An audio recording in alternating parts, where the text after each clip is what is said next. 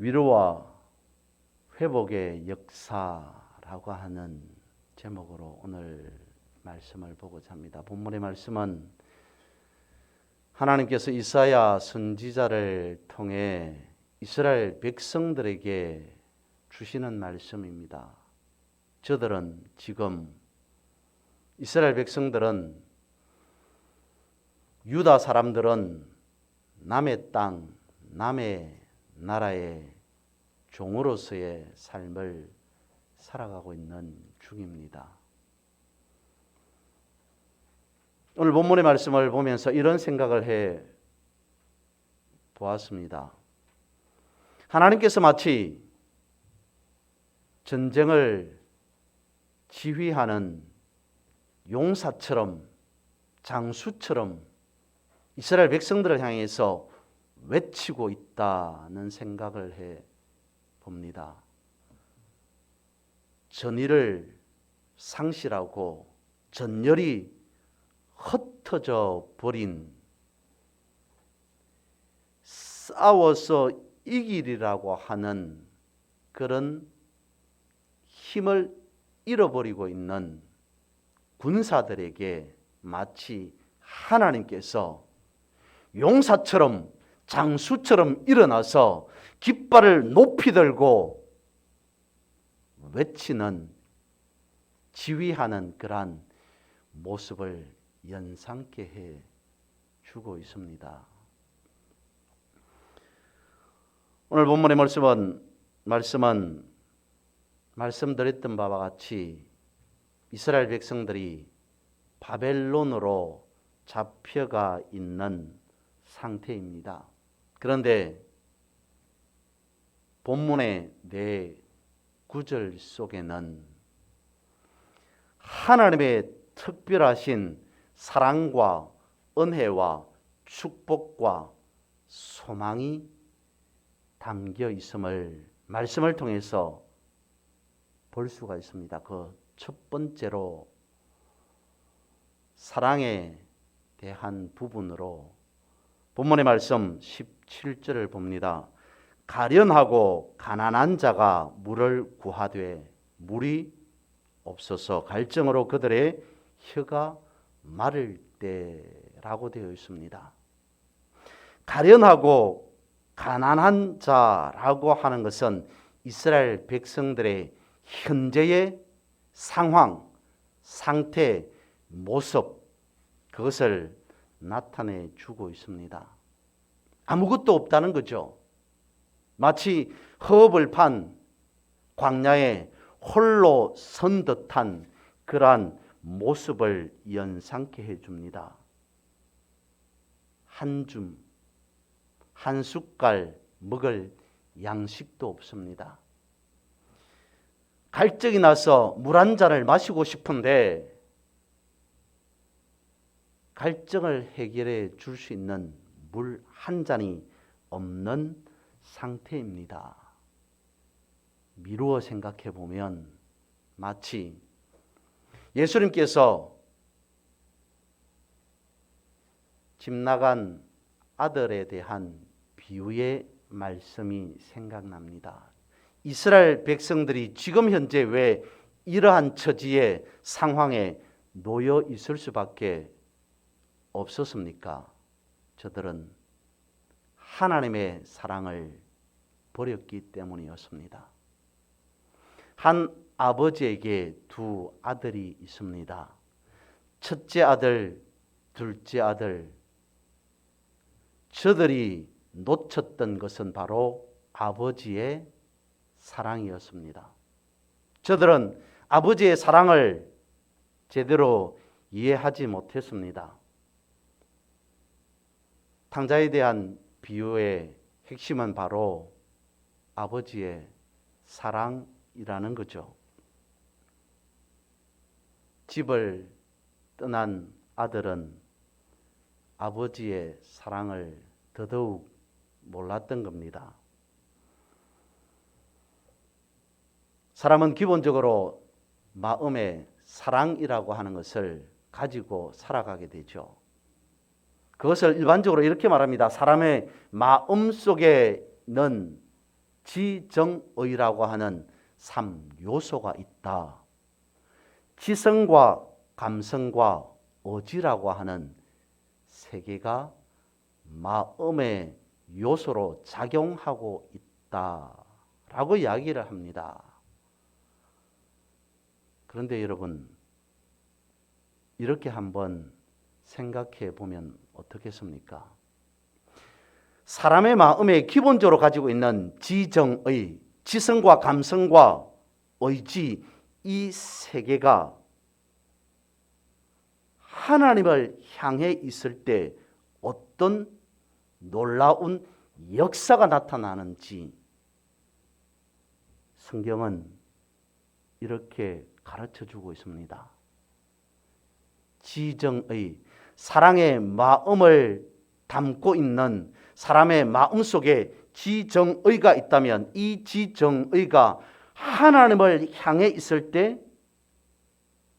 천국이 그들의 것입니다 라고 말씀하고 있습니다. 아멘이십니까?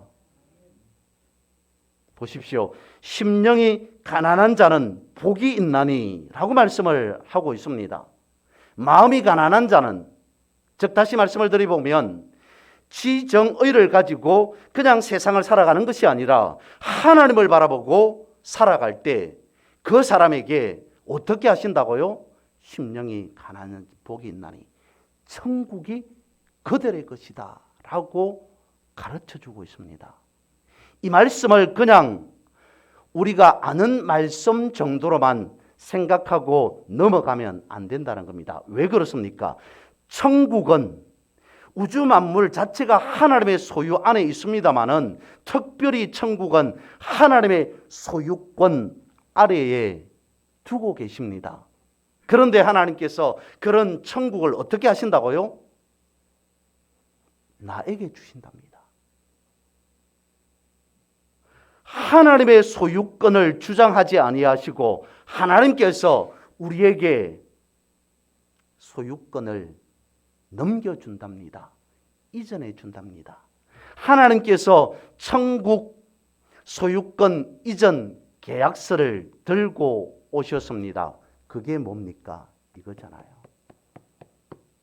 오늘 우리가 들고 살아가는 이 하나님의 말씀이 다시 생각해 보면 하나님께서 우리에게 천국을 넘겨주겠다라고 하는 공정증서 아니냔 말입니다. 그러면 우리는 어떻게 해야 됩니까? 하나님께서 천국 이전, 소유권 이전 계약서를 들고 우리에게 내밀면서 이름 쓰고 사인하라고 말씀하십니다. 천국 소유권 이전 계약서에다가 이름 쓰고 우리의 도장 찍으라고 말씀을 하고 있습니다. 그러면 우리는 어떻게 살아야 하는 것입니까? 지난번에 예를 들었던 것 중에서 다시 보험에 대한 예를 듭니다. 내가 보험 가입을 하려고 합니다. 내 앞에 약관과 계약서가 놓여 있습니다. 계약서에 사인하기 전에 원칙은 약관을 꼼꼼하게 읽어봐야 되죠. 읽고 또 읽어봐야 됩니다. 이해될 때까지 읽어봐야 됩니다. 그러다가 이해가 되지 않으면 설계사에게 물어야 합니다. 설명을 들어야 됩니다. 듣고 또 들어야 됩니다. 약관을 보고 계약서를 다 읽고 이해를 다 한 후에 비로소 계약서에 사인을 하는 것이 원칙입니다. 하나님께서 우리에게 천국 소유권 이전 계약서를 주셨습니다. 어떻게 해야 됩니까? 내용이 무엇인지, 어떤 보상을 해주는지조차도 우리는 모르고 있다면 얼마나 부끄러운 일입니까? 물론 보험의 약관과 하나님의 말씀이 일맥상통하다라고 하는 측면에서 드리는 말씀은 아닙니다. 그러나 믿음의 인생, 믿음의 삶을 살아가면서 우리가 가져야 할 기준은 있어야 됩니다. 기준도 없고 이유도 없고 조건도 없이 신앙 생활한다는 것은 있을 수 없는 일이죠. 이스라엘 백성들이 그랬습니다. 저들은 하나님께서 특별히 첫째 아들, 둘째 아들이 있다면 첫째 아들로 삼으셨어요.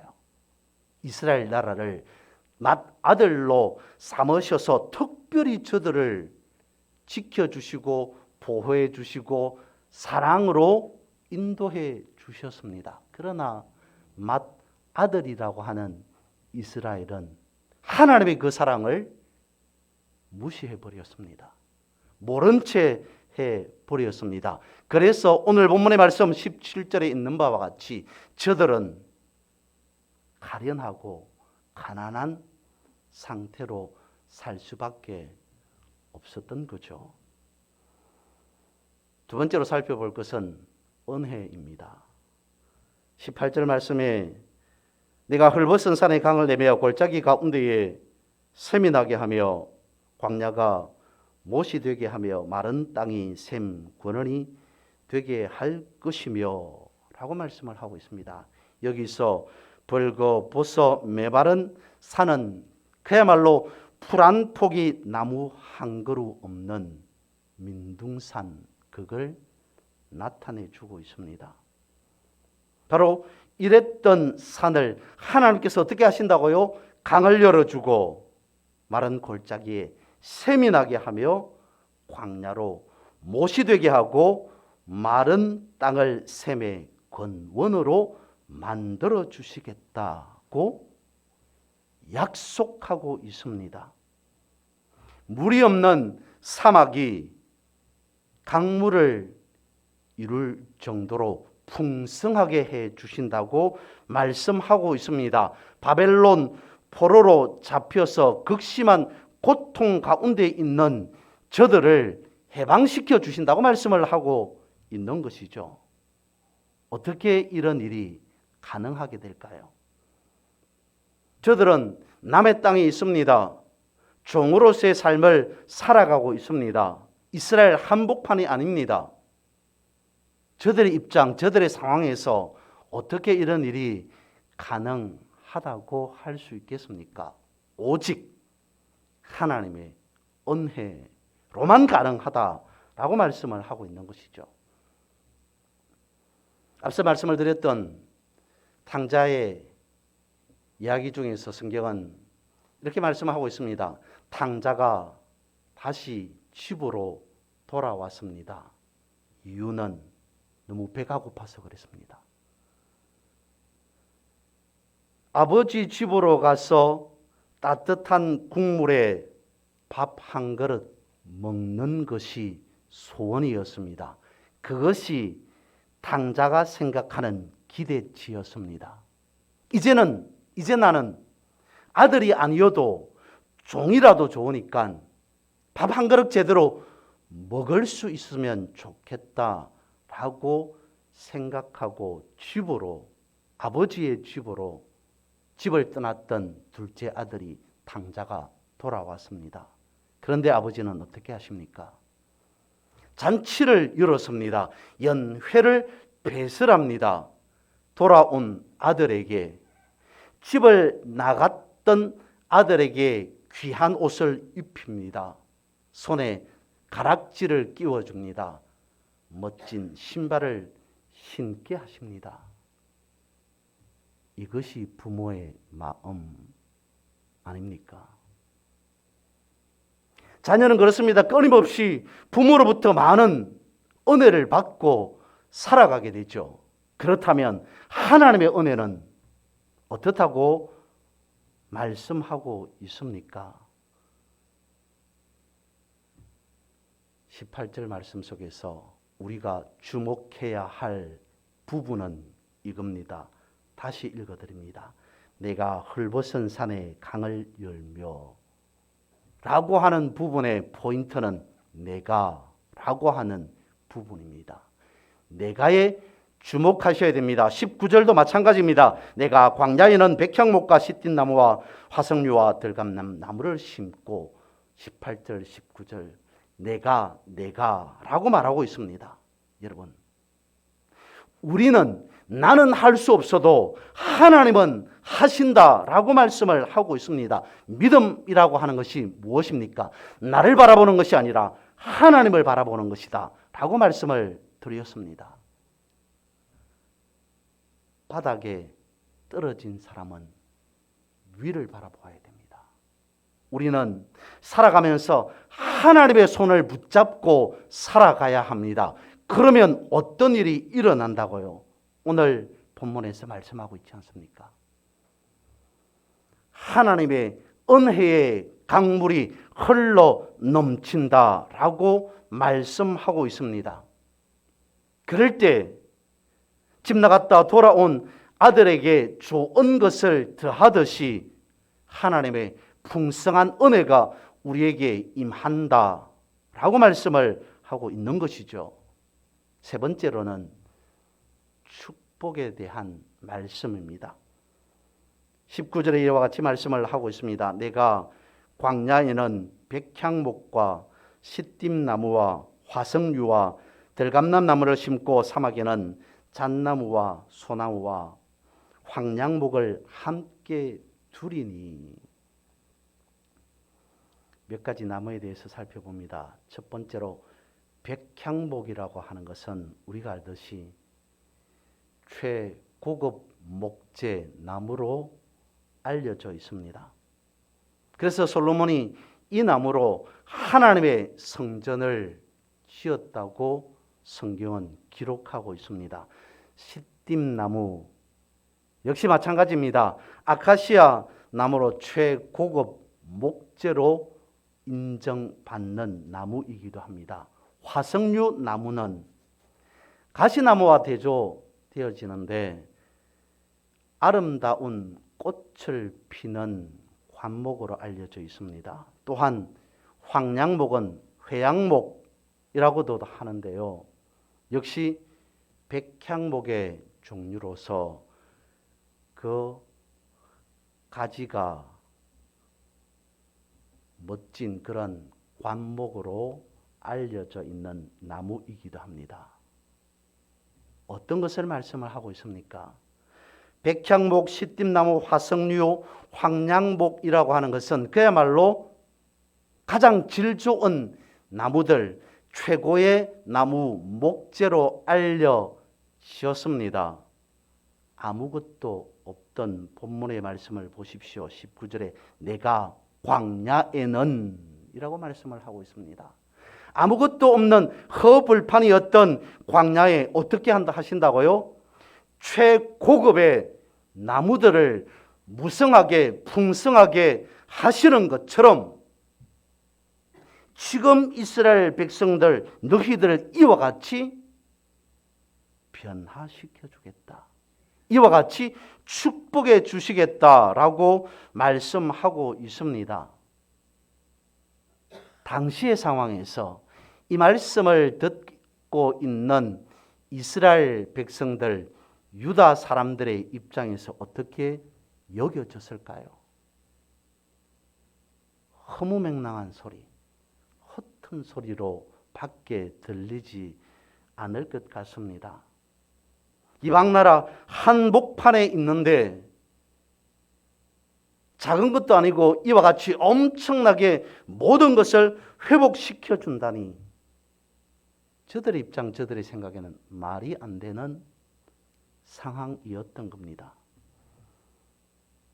믿을 수 없는 그러한 상황이었습니다. 그러면 여러분, 확실하게 믿을 수 있는 상황이 되었으면 어떨까요? 확신할까요? 확실하게 믿고 살아갈까요? 확실하게 믿을 수 있는 상황이라면 에덴 동산의 아담의 상황을 한번 생각해 봅니다. 하나님께서 에덴 동산을 조성하셨습니다. 어떻게 해요? 완벽하고 완전하게. 못할 것이 없는 것이 없는 그야말로 완전하고 완벽한 곳이 에덴 동산이었습니다. 그러면 아담은 어떻게 하면 됩니까? 그곳에서 하나님의 축복 안에서 아름답고 멋진 삶을 살아가면 될 일입니다. 이런 것 저런 것 다른 어떤 걱정을 할 필요 없습니다. 염려 같은 것도 없습니다. 그냥 하나님의 축복의 테두리 안에 에덴 동산 안에서 살아가면 될 일이었던 것을 아담은 그것을 거부해 버렸습니다. 하나님의 그 엄청난 축복을 발로 차버렸습니다. 두 번 다시 자신에게 돌아올 수 없는 그러한 엄청난 축복을 아담은 누릴 수 없었던 거죠. 그래서 예수 그리스도께서 오셨습니다. 예수 그리스도는 두 번째 아담이라고 성경은 말씀하고 있습니다. 예수님은 둘째 아담이셨습니다. 그래서 다시 에덴 동산을 회복시켜 주신 것과 같은 천국을 우리에게 허락해 주셨습니다. 회복된 에덴 동산과 같이 천국을 우리에게 약속해 주셨습니다. 그러면 사람은 어떻게 살면 되는 겁니까? 주님의 약속의 말씀을 붙잡고 약속 안에서 살면 됩니다. 그런데 사람은 그렇지 않더라는 거죠. 오늘 본문의 말씀 이스라엘 백성들의 상황을 바라봅니다. 하나님께서 심혈을 다 기울여서 심혈에 심혈을 기울여서 약속의 땅 가나안에서 들어가 살게 해 주셨습니다. 하나님의 뜻, 하나님의 계획, 하나님의 섭리였습니다. 그렇게 약속의 땅에 들어가 이스라엘 백성들을 살게 해 주었으면 이스라엘 사람들은 어떻게 하면 됩니까? 하나님 바라보고 하나님을 섬기며 그냥 살면 됩니다. 그런데 막상 이 약속의 땅에 들어가서 살다 보니까 다른 생각이 들더라는 거죠. 이상한 생각들이 스멀스멀 나오기 시작합니다. 급기야는 이방 나라의 약속의 땅을 빼앗겨 버립니다. 바벨론이라고 하는 우상을 섬기는 그런 사람들 나라에 하나님의 약속의 땅을 넘겨주게 되는 그런 상황이 일어나고 말았던 겁니다. 땅을 치고 대성통곡해야 할 일이 또다시 재현되었더라는 거죠. 아담이 에덴을 버리고 선택한 것은 사탄이었습니다. 하나님의 백성 이스라엘 사람들이 하나님을 등지고 선택한 것은 결국 나라를 다른 사람들에게, 이방 사람들에게 넘겨주는 결과였습니다. 젖과 꿀이 흐르는 그 땅을 우상을 섬기는 사람들에게 넘겨주게 되었습니다. 마치 축복을 버리고 저주를 선택한 것과 같은 결과가 나타나게 되었습니다. 이스라엘 백성들은 바벨론 그 땅에서 수십 년을 살아갑니다. 그런 상황에 저들에게 있는 것은 무엇이겠습니까? 절망뿐이었습니다. 어떤 희망도 가질 수 없는 상황이었습니다. 절망이 너무나 크고 그 상처가 깊게 패여져 있습니다. 이제는 우리가 다시 고향 땅으로, 가나안 땅으로, 약속의 땅으로 돌아갈 수 없겠구나라고 생각할 수밖에 없는 그러한 상태, 그런 절망 속에 빠져 있었던 것이 오늘 본문의 이스라엘 백성들, 저들의 마음이었습니다. 저들의 생각이었습니다. 그때 하나님의 역사가 일어나기 시작하는 겁니다. 성경 말씀에 보면 바사왕 고레스가 바벨론을 정복하고 그리고 이상하게 이스라엘 백성들을 위한 유화 정책을 펴기 시작하는 거죠. 그런 일이 일어나게 됩니다. 이스라엘 백성들은 절망 속에 빠져 있습니다. 이제는 우리가 종으로서 노예로서 여기에서 살다가 죽을 수밖에 없겠구나.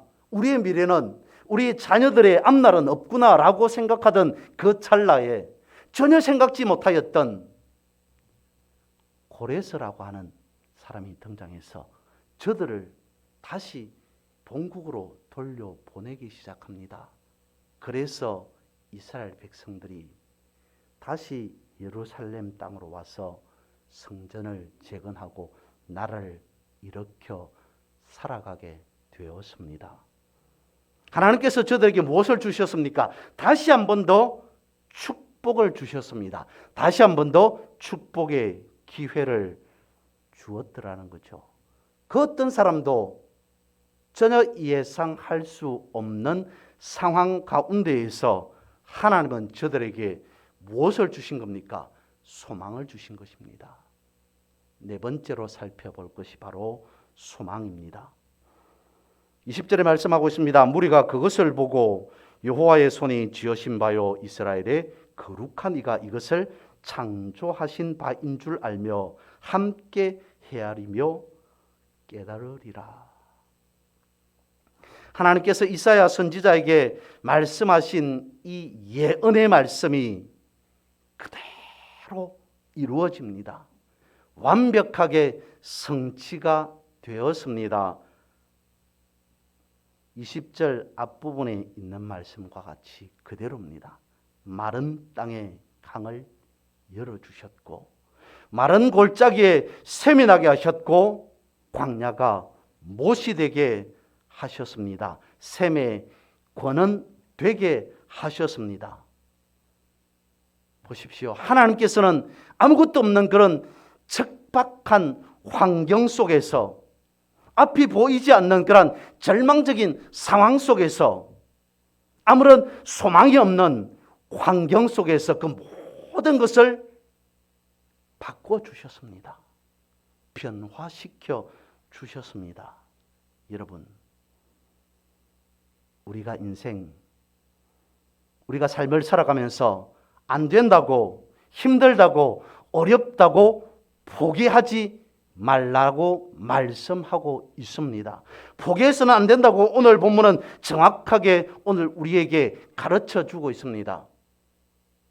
우리가 믿음의 인생, 믿음의 삶을 살아가면서 하나님을 바라보고 살아갈 때에 모세에게 임하셔서 역사하셨던 하나님, 이사야에게 임하셔서 역사하셨던 그 하나님을 내가 만나게 되리라. 그런 하나님의 역사가 오늘 우리에게 나타나고 이루어지리라 라고 분명하게 약속하고 있다는 것입니다. 다시 묻습니다, 여러분. 하나님을 믿는다는 것이 무엇입니까? 하나님을 믿는다는 것은 약속된 말씀을 믿고 살아가는 것입니다. 이루어 주실, 약속하실 말씀이 아니라 하나님을 믿는다는 것은, 믿음이라고 하는 것은 이미 약속해 놓은 그것을 붙잡고 살아가는 겁니다. 약속을 붙잡고 그대로 밀고 살아가는 것, 그것을 믿음이라고 성경은 우리에게 가르쳐 주고 있습니다. 그래서 여러분, 성경은 그런 우리에게 다시 소망의 말씀을 허락하십니다. 신명기 28장 1절에서 6절 말씀입니다. 내가 내 하나님 여호와의 말씀을 삼가 듣고 내가 오늘 내게 명령하는 그의 모든 명령을 지켜 행하면 내 하나님 여호와께서 너를 세계 모든 민족 위에 뛰어나게 하실 것이라. 내가 내 하나님 여호와의 말씀을 청종하면 이 모든 복이 내게 임하며 내게 이르리니 성읍에서도 복을 받고 들에서도 복을 받을 것이며 내 몸의 자녀와 내 토지의 소산과 내 짐승의 새끼와 소와 양의 새끼가 복을 받을 것이며 내 광주리와 떡반죽 그릇이 복을 받을 것이며 내가 들어와도 복을 받고 나가도 복을 받을 것이니라. 여러분, 하나님께서 이스라엘 백성들을 향하여서 소망을 불어주십니다. 읽어드렸던 신명기 28장 1절에서 6절 이 말씀을 하신 곳이 어디였을까요? 이스라엘의 역사 속에서 부흥하고 날로 거듭 강건해지며 장성해지는 그런 때가 아니었습니다. 광야 한복판에서 주신 하나님의 말씀이 신명기 이 말씀이라는 거죠. 모압 평지 광야 한복판에서 하나님께서 저들에게 소망의 말씀을 허락해 주셨습니다. 앞이 보이지 않는, 내일을 알 수 없는 현장 속에서 쏟아진 하나님의 축복의 소망의 말씀, 그것이었습니다. 여러분, 우리는 언약의 삶으로 돌아가야 됩니다. 그래야 하나님의 위로와 회복을 누릴 수가 있습니다.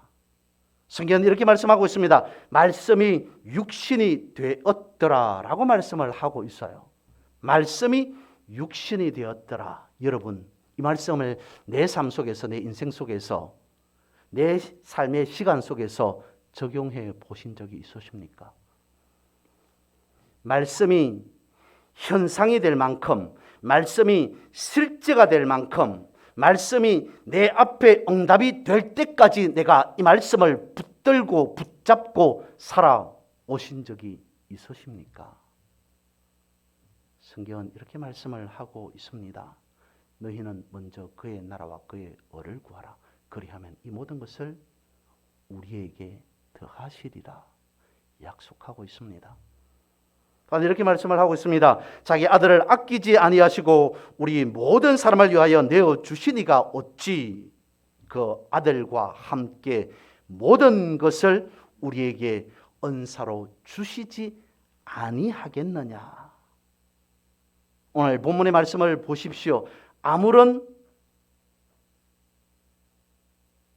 조건과 상황이 되지 않는 그런 상태에서 하나님께서 이스라엘 백성 저들에게 사랑으로, 축복으로, 은혜로, 소망으로 부어주시고 또 부어주십니다. 저들은 그때 당시는 믿지 못했을 겁니다. 알지 못했을 겁니다. 주변의 상황과 너무 맞지 않는 말씀이었기 때문에. 그런데 그 말씀이 어떻게 되어집니까? 이루어집니다. 그것이 약속이라는 거죠. 그것이 앞서 말씀을 드렸던 계약이라는 겁니다. 하나님께서 나와 우리와 계약하셨습니다. 어떻게 해요? 우리를 기필코 지켜 인도해 주시겠다. 하나님께서 내 삶 속에서, 우리의 삶 속에서 어떻게 지켜 인도 보호해 주시는지는 최소한 믿음의 삶 속에서 보고는 살아야 되지 않겠습니까? 포기하지 않으면 됩니다. 하나님의 생명의 말씀, 약속의 언약의 말씀을 붙잡고 살아가면 수천 년 전 이방나라 한복판에 있었던 이스라엘 백성들, 저들에게 말씀하셨던 그 약속의 언약의 말씀이 오늘 나에게, 우리 가운데, 가정 가운데, 교회 가운데에 사랑으로, 은혜로, 소망으로, 축복으로 이루어질 줄 믿습니다. 그러한 믿음의 삶을 살아가는, 승리하는 우리 모두가 되기를 주님의 이름으로 축복합니다.